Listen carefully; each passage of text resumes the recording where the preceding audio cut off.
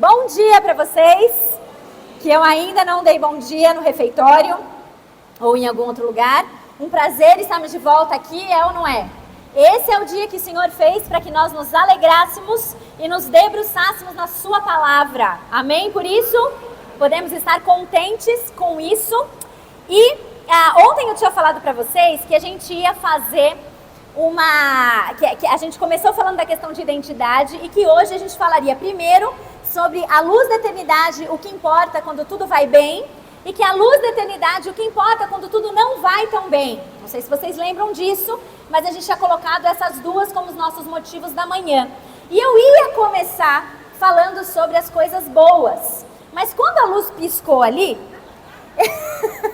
eu tive a ideia de, ao invés de falar sobre as coisas boas primeiro, a gente começar falando sobre a luz da eternidade, o que importa quando as coisas não vão tão bem ou não vão de acordo com as nossas expectativas, ou quando o sofrimento chega.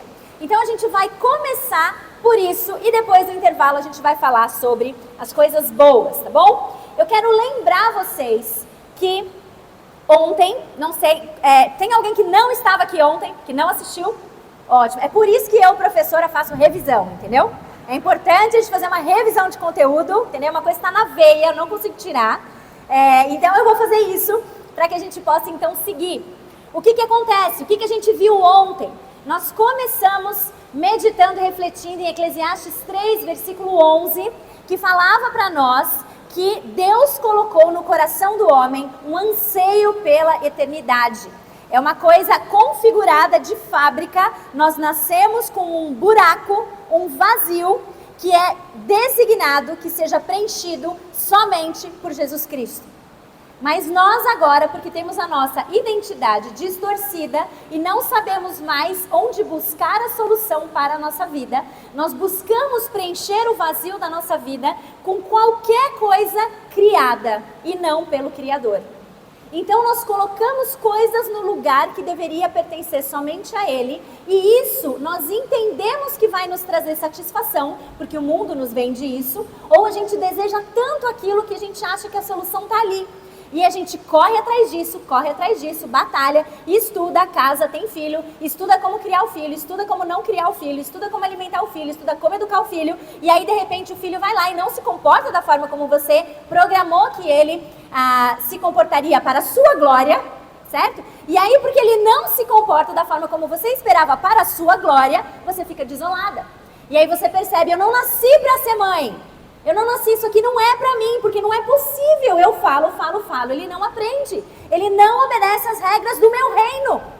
Ele não está se comportando de acordo com o meu reino. E aí a gente começa a perceber, coloquei a maternidade no lugar errado. Estou buscando que ela conquiste pra mim algo que só Cristo pode conquistar. Estou buscando coisas boas de uma forma errada.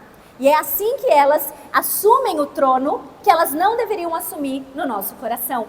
Mas graças a Deus, Cristo veio. E Cristo fez aquilo que nós não éramos capazes de fazer. Cristo pensou perfeitamente como Deus pensaria, agiu perfeitamente como Deus agiria, e Ele exerceu o domínio perfeito sobre a criação, ao invés de ser dominado na primeira oportunidade, como Adão e Eva foram. E não só ele fez isso e viveu com perfeição aquilo para o qual nós fomos criados para viver, ele ainda assume o preço que era nosso, assume a culpa que era nossa e morre na cruz em nosso lugar. E ressuscitando, ele mostra que nada mais tem o domínio sobre aqueles que estiverem debaixo desse sacrifício.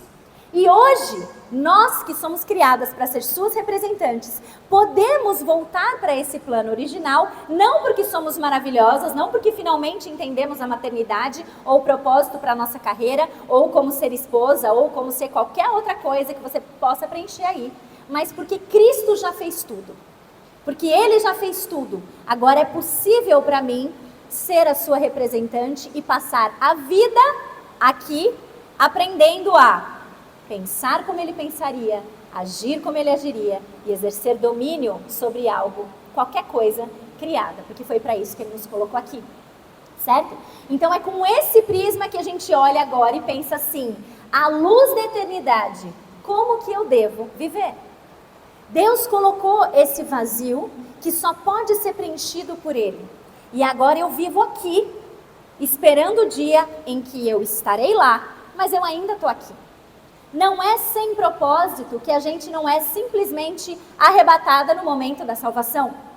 Certo? A gente poderia fazer uma oração e simplesmente subir, acabou e agora glória. Mas Ele não fez assim. Ele nos mantém aqui, nos preparando para aquele dia em que nós estaremos com Ele lá, através desse processo de santificação. E a gente viu alguém... Peraí, que agora eu vou ter que voltar um pouquinho aqui para eu conseguir fazer o que eu queria. Tá. E a gente viu ontem, por meio de Eclesiastes, alguém que é o pregador, que é muito atribuído ao rei Salomão, a escrita desse livro, que ele começa a tentar entender essa coisa do sentido da vida. Ele é que diz para nós que Deus plantou no coração do homem um anseio pela eternidade. A gente já olhou para Eclesiastes ontem e a gente vai olhar ainda hoje, nesta palestra e na próxima. Só que antes da gente entrar no livro, eu quero falar um pouquinho sobre o próprio livro. Porque vocês vão ver como qualquer discussão sobre sentido da vida, por que estou aqui, de onde vim, para onde vou, não só encontra suas raízes em Gênesis a Apocalipse, como a gente viu ontem, mas também o livro de Eclesiastes, ele traz esses questionamentos de uma forma muito, muito profunda. Esse livro, talvez você já tenha ouvido falar muita coisa sobre o livro de Eclesiastes. As pessoas acham o livro difícil, é complicado. Ele é mesmo, não estou falando das pessoas, as pessoas. Não, ele é um livro complicado, que muitas vezes a gente não consegue entender. Algumas pessoas têm descrito o livro de Eclesiastes como um livro complexo, um livro pessimista, um livro mal-humorado, um livro que a gente lê e fala assim, mas e agora? Como é que eu saio disso? Porque a ênfase desse livro está justamente no fato de que tudo o que acontece debaixo do sol, tudo o que acontece nessa vida é transitório, é vapor. Ele usa uma palavra no grego, rebel, né? Que é fumaça, vapor, vaidade, uma coisa que passa. E o que nessa vida passa? Eclesiastes vai mostrar para nós que tudo é assim. Tudo o que acontece debaixo do sol é assim. E aí a gente fica um pouco incomodado porque muitas vezes nós, cristãs, os crentes aqui... Gente, eu preciso só fazer um parênteses, eu estou assim encantada, eu achei que você ia me trazer um chimarrão, porque eu ia falar justamente sobre isso agora. É muito legal eu olhar e ver as pessoas tomando chimarrão, eu tô achando o máximo, sério, gostei, tinha mais alguém, gostei, tá? Achei sensacional, gostei ali atrás também, sensacional, estou realmente no Rio Grande do Sul. Sensacional. Não, já comi galeto, entendeu? Já comi galeto e estou vendo chimarrão, eu só não provei chimarrão ainda, fica a dica aí, não provei chimarrão ainda, mas tudo bem. O que acontece? Nós muitas vezes, cristãs, somos muito simplistas no sentido de nos confrontar mesmo em relação ao nosso entendimento da vida. E muitas vezes a gente é criado na igreja e tem ensinado os nossos filhos dessa mesma maneira. A olharmos para a vida cristã de uma forma muito simplista, de uma forma muito faça isso e isso vai te acontecer. Aí a pessoa pensa assim, não, mas está lá, está escrito em Provérbios que se eu fizer assim, a minha vida vai ser assim, que se eu andar desse jeito, isso aqui vai acontecer, que se eu não for preguiçosa, eu vou ter isso aqui, que se eu trabalhar duro, enfim, você completa como você quiser. E aí a gente começa a achar que a vida cristã é assim, vou dar um exemplo, eu cuido da minha saúde, então eu nunca fico doente. Eu ensino a Bíblia para os meus filhos, então eles necessariamente estarão sempre nos caminhos do Senhor. Está lá, Provérbios 22:6. Só que o que acontece? O livro de Provérbios não é um livro de promessas. E a gente olha para o livro de Provérbios como se ele fosse um livro de promessas bíblicas. E que está escrito ali, faça isso e isso vai acontecer. Mas não é. Como a gente deve enxergar o livro de Provérbios? Como um livro de sabedoria. Um livro de sabedoria, em que é assim que as coisas deveriam funcionar. Essa é a forma como as coisas deveriam ser. Literatura de sabedoria na Bíblia. Sabe qual outro livro é literatura de sabedoria na Bíblia? Jó. Jó mostra pra gente que assim, as coisas não acontecem como elas deveriam. O justo sofre. O justo passa por tribulações que a gente não consegue entender. E Eclesiastes vem na mesma linha, como um livro de sabedoria, para mostrar para a gente como a gente deveria viver num mundo que não funciona como ele deveria funcionar. Aí você fala assim, nossa, então o que eu faço com o provérbio? Jogo fora? Não, não faça isso. Princípios de sabedoria ali, mas encare como eles são. Preceitos, não promessas. Preceitos, princípios, não promessas. E Eclesiastes nos lembra então de que nem tudo acontece na nossa vida conforme uma receita. Sim, você é justa aos seus próprios olhos e ainda vai sofrer. Sim, você tem tribulações na sua vida. Sim, você cuida da sua saúde lindamente e ainda assim você pode ter um problema nela. Sim, você educa seus filhos com amor e carinho, mas existe uma idade, eu não sei qual ela é, mas eu acredito que ela seja muito mais cedo do que a gente costuma pensar, em que eles começam a tomar suas próprias decisões, independente do que você fez. Agora, isso não significa que então você larga tudo, mas isso te mantém no lugar, te coloca em perspectiva de que é Deus quem faz a obra, não você. Então você trabalha com diligência, mas entrega os resultados para Deus. Eclesiastes mostra para nós que a vida não é assim tão simples. E você já deve ter percebido isso na sua também. Coisas que você não entende. Coisas que talvez lá no íntimo você olha para dentro e fala assim, mas poxa, por que isso está acontecendo comigo? E não com, aí você completa com alguém assim, sei lá, que está preso, que vive na mídia porque está fazendo um monte de bobagem, e está lá rico, milionário, certo? Vivendo um vidãozão debaixo do sol. E a gente olha e fala assim, eu aqui no maior perrengue, querendo viver para Deus e passando por tudo isso.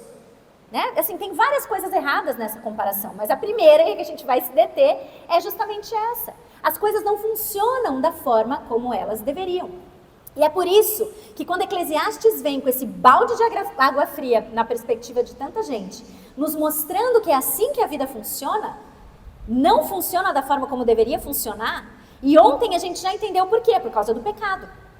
O mundo aqui é completamente corrompido. A gente não deseja a maternidade, por exemplo, para servir o outro, para servir os filhos. A gente deseja a maternidade, como eu brinquei agora no começo, para a nossa própria glória. Certo? A gente quer que os nossos filhos obedeçam, não porque assim eles vão melhor na vida, é porque assim as pessoas vão olhar e vão falar, essa é mãezona. Olha os filhos dela todos sentados na mesa, com guardanapo de tecido no colo, certo? Tomando, né, água na taça de cristal, sem quebrar, entendeu? E é isso que a gente quer, que as pessoas olhem para o filho e vejam a glória para nós. E aí o mundo vira do avesso e a gente vê que as coisas não funcionam desse jeito. E aí Eclesiastes vem junto com Jó, completando essa literatura de sabedoria na Bíblia, mostrando pra gente como nós devemos aprender a servir a Deus, mesmo quando nós não temos todas as respostas. Eclesiastes é cheio de pergunta que não tem resposta. Cheio de pergunta. Ele fala assim, eu não entendi. Eu não entendi por que tanto o animal quanto o homem, eles têm o mesmo destino. Tanto um quanto o outro. Agora, por que só eu pago o boleto e ele não? Certo? Por que só eu me tenho que ligar para estria, celulite, envelhecimento, certo? E ele não? Então é melhor ser um animal. Você tem esse tipo de questionamento lá. Você tem perguntas do tipo, escuta, a pessoa que é sábia e a pessoa que é tola, que nunca quis saber de nada, que nunca aprendeu nada, os dois acontece a mesma coisa e mais. Às vezes o tolo tem mais dinheiro do que o outro que sabe um monte. Qual é o sentido de tudo isso? Qual é o sentido? Não aparece resposta, mas aparece um preceito. Aparece um princípio. Tema Deus, porque isso é o essencial para você. Tema Deus, porque é isso que é o essencial para você. E todas essas coisas que tantas vezes a gente compara e coloca no lugar de algo que poderia nos colocar para cima ou nos trazer satisfação, o pregador em Eclesiastes vai dizer, é fútil, é vaidade, vapor, neblina. Num momento aquilo existe, no outro não existe mais.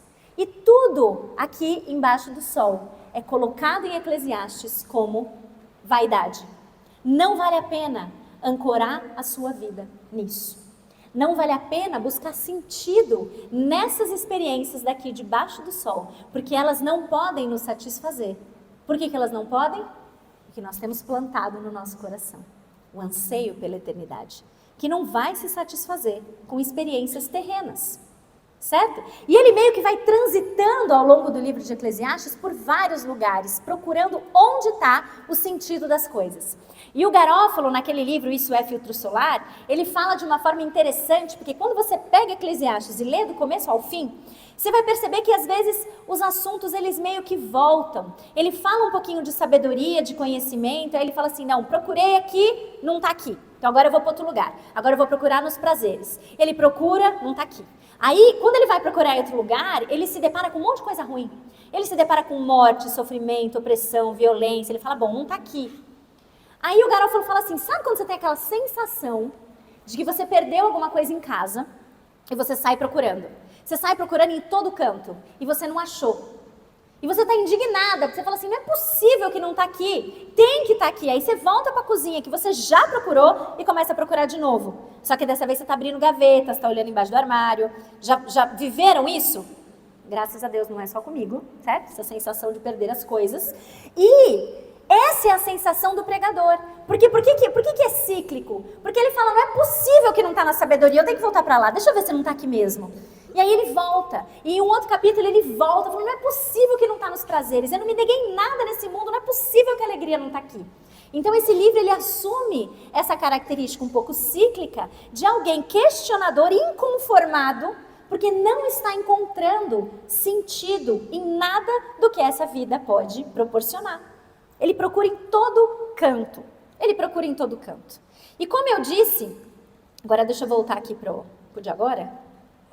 Eu quero que você abra a sua Bíblia então em Eclesiastes capítulo 3. Porque agora a gente vai começar vendo Salomão contemplando as coisas ruins que acontecem. Aquelas coisas que a gente fala assim, poxa, não é possível. Por que isso está acontecendo? E aqui você vai ver ele contemplando a maldade num nível realmente mais forte, de opressão e tudo mais. Mas eu gostaria que você pensasse nessas questões de assim, à luz da eternidade, o que importam os sofrimentos de qualquer dimensão, de qualquer magnitude. Seja um sofrimento pela perda de alguém querido, seja o sofrimento pela morte, pela doença grave de alguém ou a sua, seja o sofrimento por um desemprego, uma situação de violência, nesse grau, até aqueles mínimos aborrecimentos. Até aqueles mínimos aborrecimentos como, puxa vida, eu queria tanto um final de semana super ensolarado, para que a gente pudesse ter um momento gostoso lá fora, comunhão, a conferência seria tão melhor se fosse ensolarada. Será? A luz da eternidade, será que a temperatura, o clima, a condição climática, ela é tão definidora assim para o tipo de experiência espiritual que a gente pode ter aqui? Será que ter luz ou não é tão definidor assim? Pega o seu bloquinho... desculpa. Eu fiz de novo. Eu queria que ele nem chegasse, para continuar fazendo até o final. Não, eu tô brincando, tomara que ele chegue.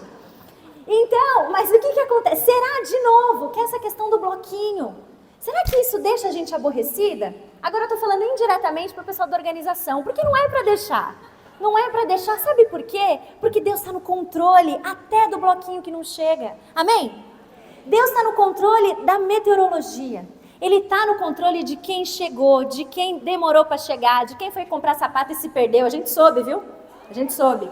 De quem foi comprar sapato e se perdeu. Deus está no controle do bloquinho que vem, do bloquinho que não vem. E tudo isso, à luz da eternidade, está trabalhando no nosso coração, para que a gente possa entender que à luz da eternidade, numa conferência voltada para estudar a eternidade, esses detalhes são de menos. Deus é glorificado quando nós entendemos que tudo isso são detalhes importantes que a gente planeja, que a gente busca, que a gente quer que dê certo, mas se a gente colocar o coração neles, a gente vai perder o melhor da história. Já viveu a experiência de planejar um aniversário de criança? E aí você planeja assim, talvez você seja aquela que assim, você acaba uma festa, você fala assim, chega pro marido e fala assim, me lembra de no ano que vem, eu não preciso nem completar, certo? No ano que vem vai ser só um bolinho, porque eu não aguento mais isso, eu não quero mais ser a louca da festa, e não sei o que. 3 meses depois, normalmente quando as fotos chegam, né? Ou quando acaba os docinhos que você congelou, né? Quando acaba tudo isso, você já começa, mas ele tá numa fase tão patrulha canina. Não ia ser legal se eu conseguir, já pensou? O chase aqui, tipo, vivo. Eu vou atrás, eu vou atrás. E aí você começa a organizar e planejar o tema da festa, e o bolo, e o personagem vivo, e os salgados, e a decoração, e eu vou pintar um painel, e eu vou me vestir de Sky, e eu vou fazer sei lá o quê. E você começa a ter um monte de ideia, e tudo vai saindo conforme o planejado, o seu planejado, e de repente você percebe que você esqueceu da criança, porque você focou totalmente na festa. Aí, sabe quando você percebe que você perdeu o alvo mesmo? Quando você pede um bolo com granulado e ele vem com confeitos de chocolate. E isso acaba com o seu dia. Isso acaba com a festa. Você fala assim, não foi isso que eu pedi. Não foi isso que eu pedi. E isso, você sabe que às vezes essas coisas podem drenar a alegria de uma festa que existiu para celebrar a vida do seu filho. Mas isso drena a sua energia porque o confeito veio errado. Mais vezes do que a gente gostaria de admitir, a gente já permitiu que detalhes, que a luz da eternidade não importam nada, sugasse, drenasse a nossa alegria aqui. Drenasse o prazer de celebrar a vida de uma criança. Talvez você não tenha vivido isso em aniversário, mas no Natal. Existe até, as pessoas até brincam às vezes que as mulheres viram monstros natalinos quando chega perto do Natal. Porque é uma história de, é que aqui ainda é um pouquinho mais frio, mas lá pra cima, você querer fazer o tipo de comida que se come no Natal no Brasil é um tremendo absurdo. Um calor do caramba, e a gente comendo peru, comendo tender, lombo, coisa pesada, e creme em cima, e não sei o que, não sei o que, não sei o que. E aí a gente erra o ponto do peru, queima o tender, faz sei lá o que, e isso acaba com a nossa festa de Natal, que existe para celebrar o nascimento de Jesus. E o peru estraga a nossa festa. O tender estraga a nossa festa. A gente perde o foco. Sabe por quê? Porque a gente está olhando para debaixo do sol, não para aquilo que está acima. E aí Salomão vai mostrar para a gente que quando ele contempla qualquer tipo de sofrimento, maldade, opressão, essas coisas não fazem sentido, mas a gente precisa entender o que faz para que essas coisas não acabem ou estraguem com o nosso dia. Veja comigo aqui, Eclesiastes 3, versículos de 16, eu vou ler até o capítulo 4, no versículo 6. Vamos lá. Descobri também que debaixo do sol, no lugar da justiça havia impiedade, no lugar da retidão ainda mais impiedade. Fiquei pensando, o justo e o ímpio Deus julgará ambos, pois há um tempo para todo propósito, um tempo para tudo o que acontece. Também pensei, Deus prova os homens para que vejam que são como os animais. O destino do homem é o mesmo do animal. O mesmo destino os aguarda. Assim como morre um, também morre o outro.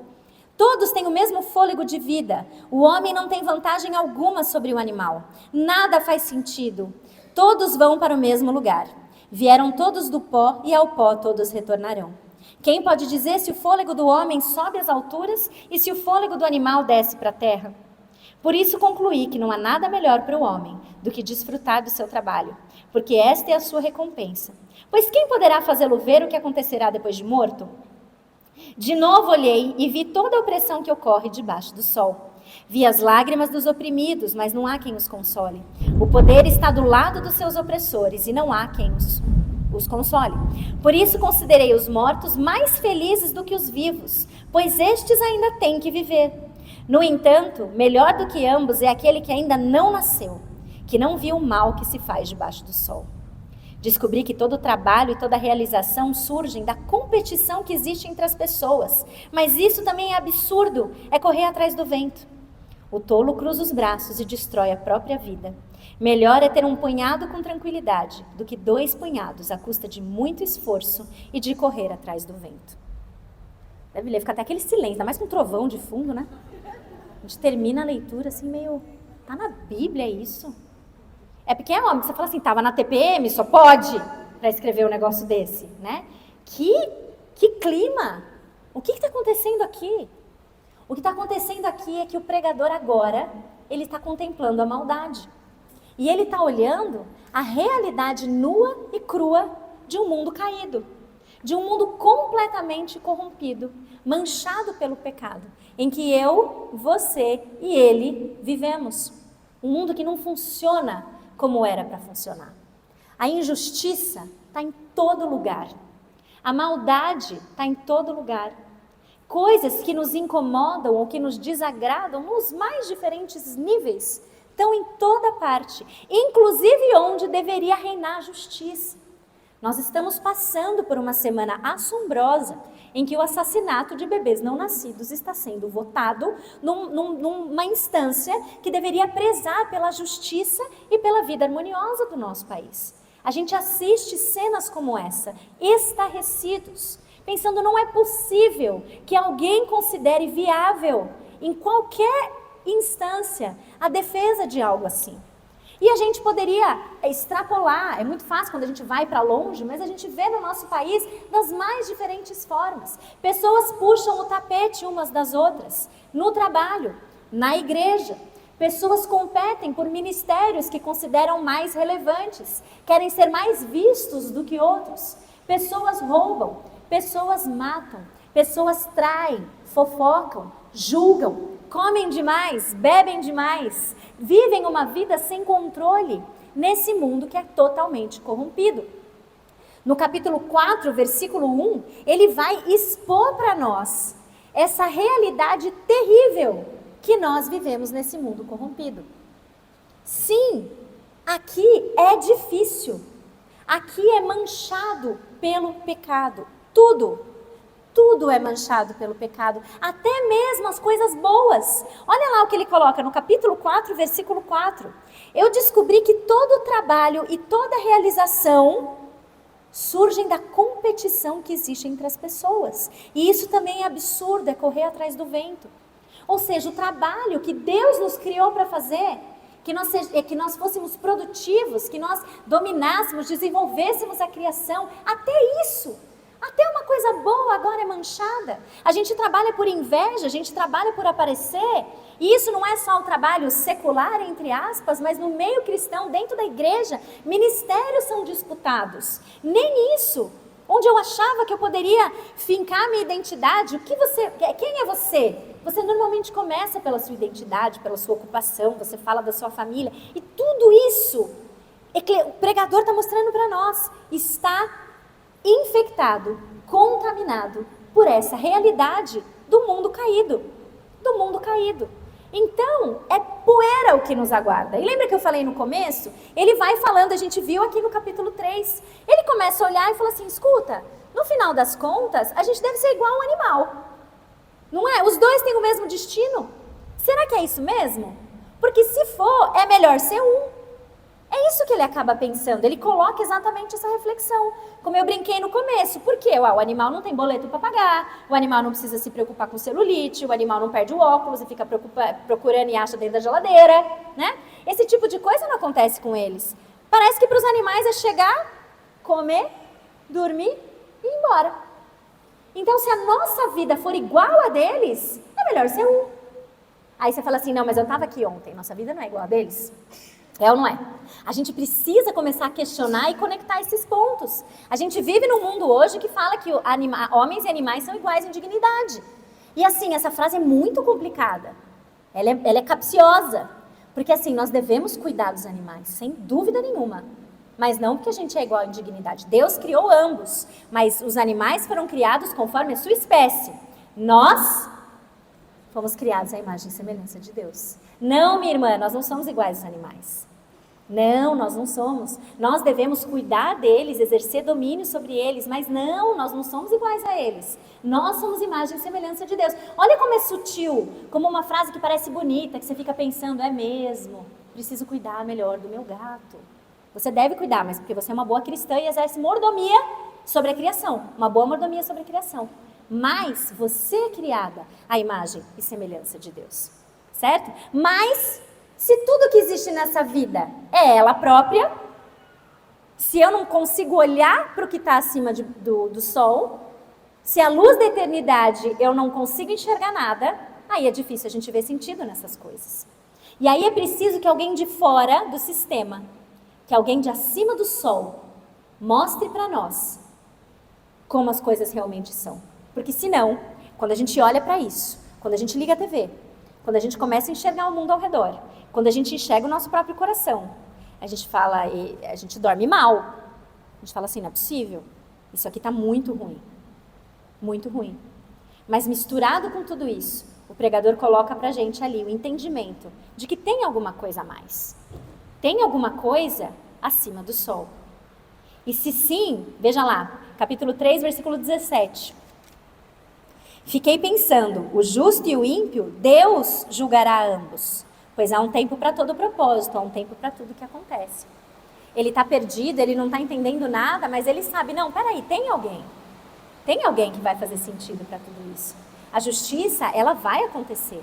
Ela pode não acontecer no nosso tempo, nos nossos melhores termos, mas Deus não é cego para isso. O pregador já coloca aqui. Ele está vendo, ele está enxergando. Mas enquanto esse dia não chega e esse sofrimento é real, a gente precisa responder como que eu vivo com insatisfação, com pequenos sofrimentos, com pequenos deslizes ou com reais, grandes, maiores sofrimentos à luz da eternidade.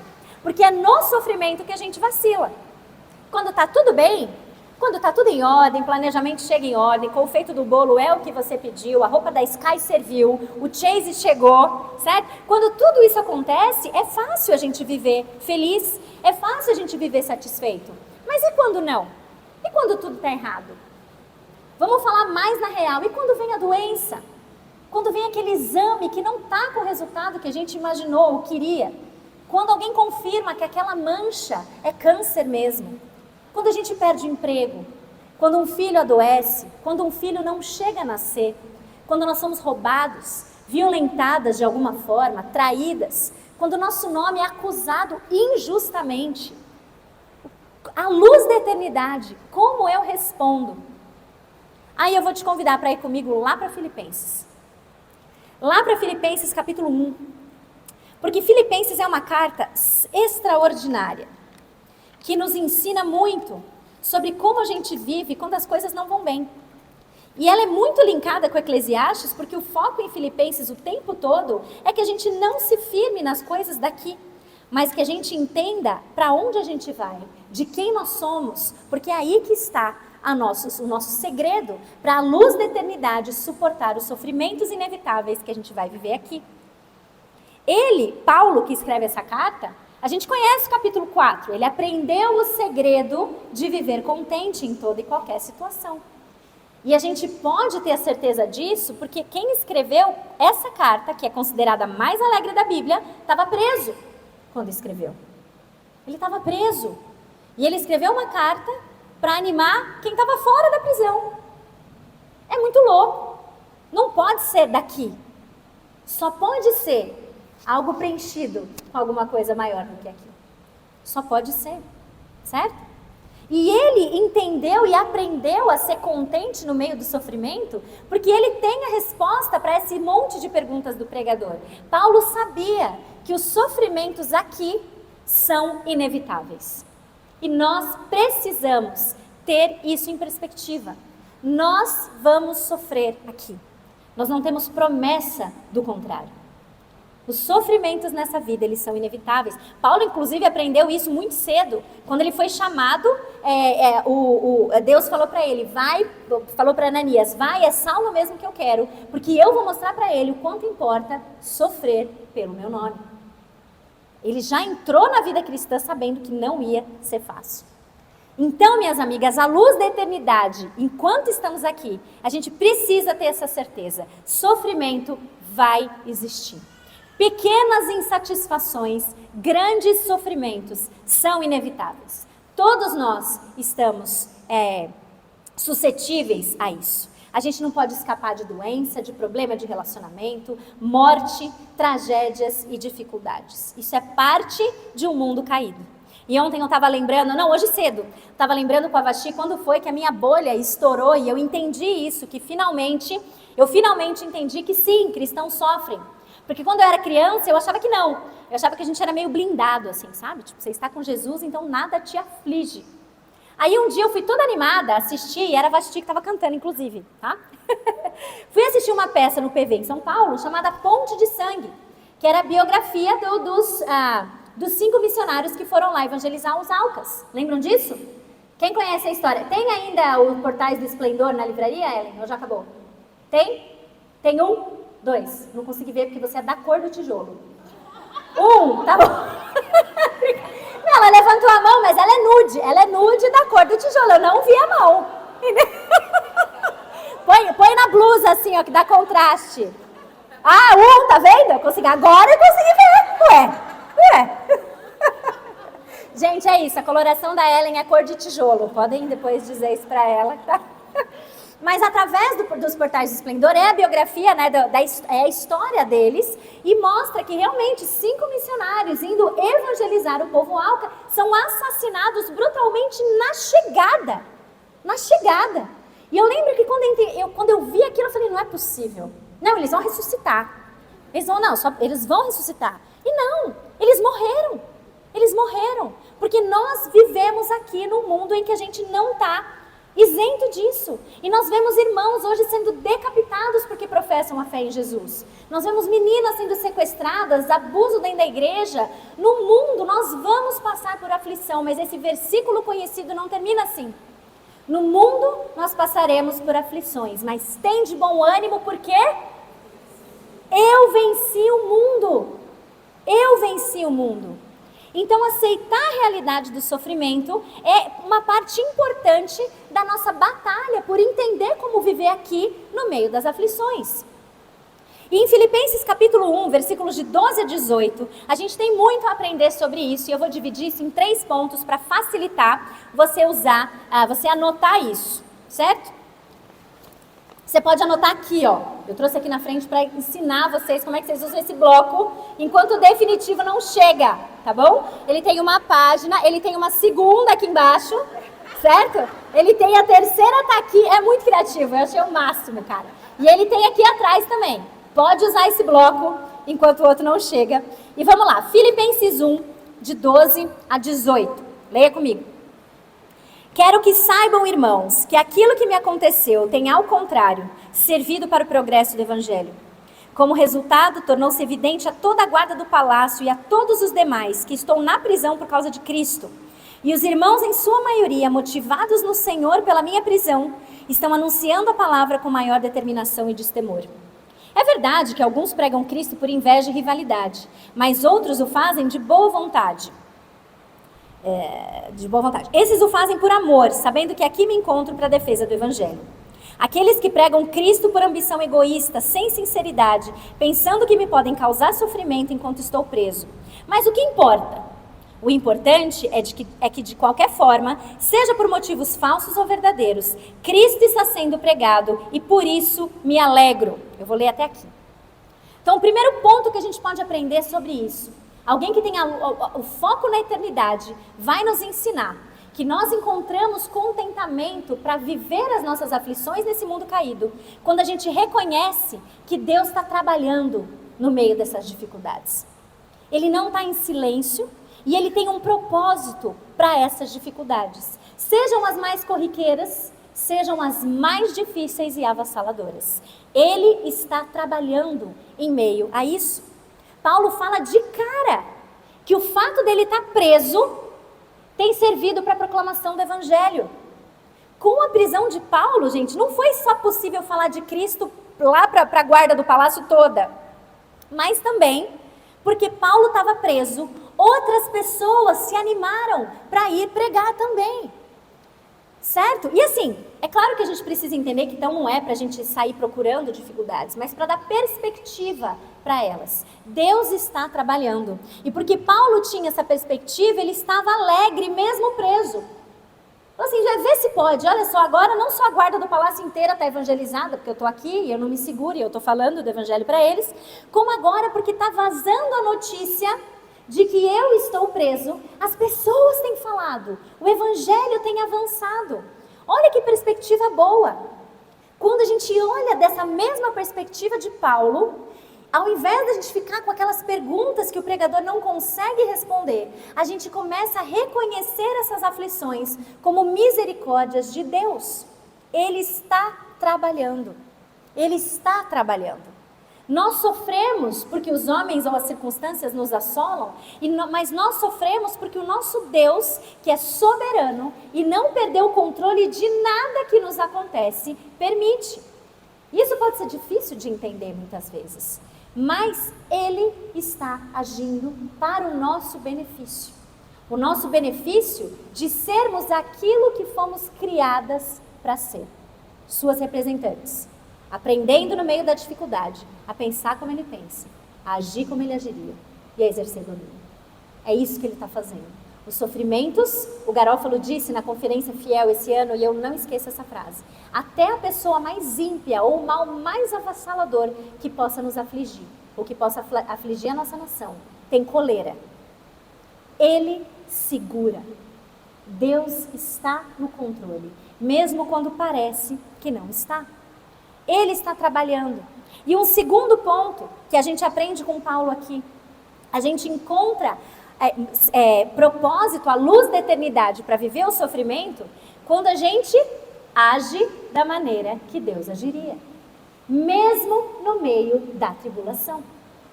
Então, muitas vezes, quando um sofrimento acontece, a gente fica paralisado, ou a gente coloca a nossa vida em espera, como se enquanto eu estou passando por isso, eu tenho uma desculpa, ou uma desculpa não, eu tenho uma justificativa, vou usar melhores termos. Eu tenho uma justificativa para não fazer aquilo que Deus espera que eu faça. Então assim, eu estou muito doente, então sim, eu vou gritar com o meu marido, então sim, eu vou ser relapsa no meu trabalho, sem dar justificativa, então sim, eu vou abandonar todos os meus ministérios da igreja. Veja que é uma postura de coração diferente daquela pessoa que diante de um diagnóstico difícil, entende que precisa deixar de fazer algumas coisas, mas ela não muda a sua postura de fazer aquilo que Deus espera dela. Entende? Paulo aqui, ele está pregando preso. Ele está pregando preso. Ele não falou assim, bom, quando eu sair eu volto ao meu ministério. Quando eu sair, eu faço. Quando acabar esse momento aqui mais crítico, aí eu volto a ler a Bíblia. Quando isso aqui passar, aí sim, aí sim, aí sim. A gente não pode viver no meio do sofrimento esperando alguma coisa acontecer para a gente voltar a fazer aquilo que é para a gente fazer. Deus nos capacita para vivermos para a sua glória em meio às coisas difíceis. Em meio às coisas que não estão acontecendo do jeito que a gente quer. Entendeu? É isso que Paulo entendeu. Ele falou, ficou evidente para a guarda do palácio que eu estou aqui por causa de Cristo. Porque Paulo não parou, mesmo quando as circunstâncias difíceis apareceram. Não dá para a gente colocar a nossa vida em espera. Talvez você esteja passando por uma aflição, ou por alguma situação que você realmente não gostaria de estar. E aí como que a gente responde à luz da eternidade? Fazendo aquilo que é para a gente fazer. Agindo como Deus agiria, pensando como Deus pensaria. E veja, não tem nada de errado a gente querer e desejar que as circunstâncias mudem. A gente pode orar para que Deus firme o tempo e o sol saia. A gente pode orar para o bloquinho chegar. A gente pode orar para Deus nos curar de uma doença ou os nossos filhos. A gente pode orar para que Deus dê um outro emprego para nós, para que Deus nos dê um emprego, para que Deus melhore nossa situação financeira. Mas a gente não pode esperar isso acontecer para então fazer o que Deus quer que a gente faça. Essa é a diferença. Isso é o que Paulo nos ensina. É onde nós estamos agora, nas circunstâncias que nós estamos agora. Isso é muito diferente do pensamento do homem pecador, certo? Porque o coração pecaminoso, ele quer ser colocado numa situação para então ele poder ficar alegre, contente e ter prazer, etc. Mas não, a gente deve pedir para Deus que nos ajude a fazer o que Deus quer que a gente faça nessa circunstância que a gente está, nesse momento. E em terceiro e último lugar, nós podemos, à luz da eternidade, viver e enfrentar situações ruins. Primeiro, quando eu reconheço que é inevitável, certo? Quando eu entendo, eu reconheço que é inevitável, e aí em primeiro, eu vou entender que Deus está agindo nessa situação. Segundo, eu vou fazer o que Ele quer que eu faça. E em terceiro, que é relacionado, mas é um pouquinho diferente, quando eu olho para o outro e busco servir o outro no meio da minha aflição. A aflição tem o poder de tornar a gente muito autocentrado.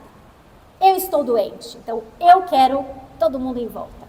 Eu estou desempregado, eu estou de TPM, eu estou viúva, eu estou separada, eu estou solteira, eu terminei um namoro, então agora as pessoas têm que me servir. E Paulo fez totalmente o oposto. Nós somos feitas para sermos representantes de Deus, servindo a Deus e os outros, servindo a Deus e o próximo. Tirar os olhos de nós mesmas no meio das nossas dificuldades e buscar a glória de Deus visando o bem do outro é uma marca de quem está olhando para as dificuldades à luz da eternidade. À luz da eternidade. Paulo deixa claro que o objetivo dessa carta que ele escreveu para os filipenses, tão carinhosa, tão afetuosa, é animar os filipenses. Ele estava preso, e ele se importa a ponto de escrever uma carta para animar quem não está, quem está livre, por causa da perspectiva que ele tinha. À luz da eternidade, o que ele tem que fazer aqui é servir a Deus e o próximo. Isso não é normal, gente. Isso não é normal, entendeu? Não é. Você tem que ter os olhos na eternidade para você viver assim. Para ter um coração que bate por amor às pessoas quando nada está saindo do jeito que você gostaria. À luz da eternidade, então, nós reconhecemos o sofrimento como inevitável e a gente vai enxergar as aflições como algo que nos aproxima de Deus. E por isso, a gente vai continuar fazendo o que a gente tem que fazer, que a gente aprendeu ontem, que faz parte da nossa identidade, mesmo no meio das circunstâncias difíceis, porque nós sabemos que essas circunstâncias não são tudo que existe. Nós estamos aqui olhando para lá. Então eu entendo que isso aqui é transitório. Não são só as coisas boas que são transitórias, as coisas ruins também são. Nós não vivemos como aqueles que não têm esperança. As coisas ruins também são transitórias. Então a gente se apega nisso, a gente olha para lá e a gente vai fazendo o que a gente tem que fazer. E de uma forma muito contracultural, a gente vai buscar o bem do próximo no meio das nossas lutas. Que lições valiosas! Que lições valiosas eu contrastar um trecho tão sombrio da Bíblia que se a gente só lê ele, a gente fica assim, acabe, não sei, ele está mal, o cara está mal. Porque se a gente parar só aqui, a gente vai ficar mal mesmo. Mas olha para Paulo, olha o que Paulo nos ensina sobre como viver à luz da eternidade quando nada está saindo do jeito que a gente quer. O nosso Deus não erra. O nosso Deus não erra. Você crê nisso? Você pode e deve crer nisso. Ele é soberano e ele sabe que os planos que ele tem para cada uma de nós. Planos de nos dar esperança, de nos dar um futuro, de nos fazer bem, não nos fazer mal. Quando ele vai tirar a gente dessa aflição que você está, ou que você eventualmente vai estar, porque elas vão aparecer? A gente não sabe. A gente não tem as respostas. E muitas vezes a gente se queixa de não ter respostas porque fazemos perguntas erradas. Nós não sabemos e não nos cabe saber. Talvez ele nos livre de uma situação de sofrimento amanhã, daqui a 20 anos, talvez só lá na glória. A gente não sabe. A gente não tem a promessa de que seremos isentas de sofrimento nessa vida. Mas a nossa esperança não é aqui. A nossa esperança não é nessa vida. Quando der o tempo, ele vai nos tirar disso. Até lá, a gente tem que fazer aquilo que ele nos colocou para fazer. Mesmo no meio da aflição. Faça a vontade de Deus. Busque agradar a Deus. Busque servi-lo de todo o coração. E ele é fiel e vai operar em tudo para nos tornar mais parecidas com ele. Vai nos conformar à imagem do seu filho, te tornando aquilo que você foi criada para fazer. Amém? Podemos confiar no nosso Deus. À luz da eternidade, enxergamos situações difíceis por um prisma totalmente diferente. E isso muda ou não muda a nossa vida? Vamos orar. Senhor Deus, muito obrigada, porque nada foge do seu controle.